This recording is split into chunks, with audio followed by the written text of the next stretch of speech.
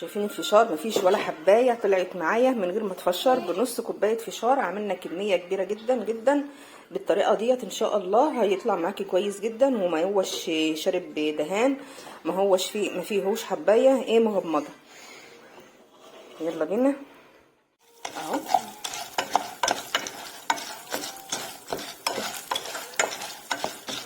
تديله تشويحه حلوه كده لعند ما قلت ايه كله يتغلف بالزيت، ويكون النار بتاعتي ايه فوق المتوسطه، يعني ما تبقاش هاديه ولا متوسطه، فوق المتوسطه. خلاص كده هبتدي احس ان هو خلاص بدأ اهو يفشر، هروح مغطياه واسيبه بقى ايه لعند ما كله ايه يفشر ونرجع له. شايفين بيفشر اهوت، اديله هزه كده بحيث ان هو ايه المفشر يطلع فوق واللي مش مفشر ينزل تحت في قاع الحله. شايفين ما شاء الله طلع معايا خالص اهوت. شايفين ان ما شاء الله خلاص كده اهوت ايه. هطفي بقى النار عليه خلاص ما عادش بيطقطق.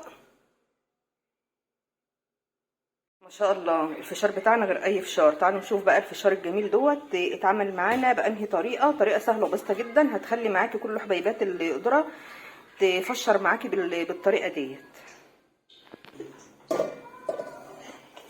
شايفين ما شاء الله.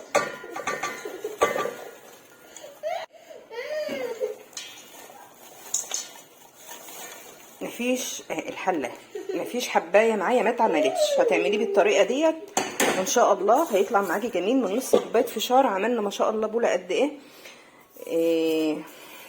كل سنه وانتم طيبين، العيد على الابواب. اشوفكم بقى في حلقه جايه باذن الرحمن، مع الف سلامه. شايفين الفشار مفيش ولا حبايه طلعت معايا من غير ما تفشر. بنص كوبايه فشار عملنا كميه كبيره جدا جدا. بالطريقه ديت ان شاء الله هيطلع معاكي كويس جدا، وما هوش شارب دهان، ما فيهوش حبايه ايه مغمضه. يلا بينا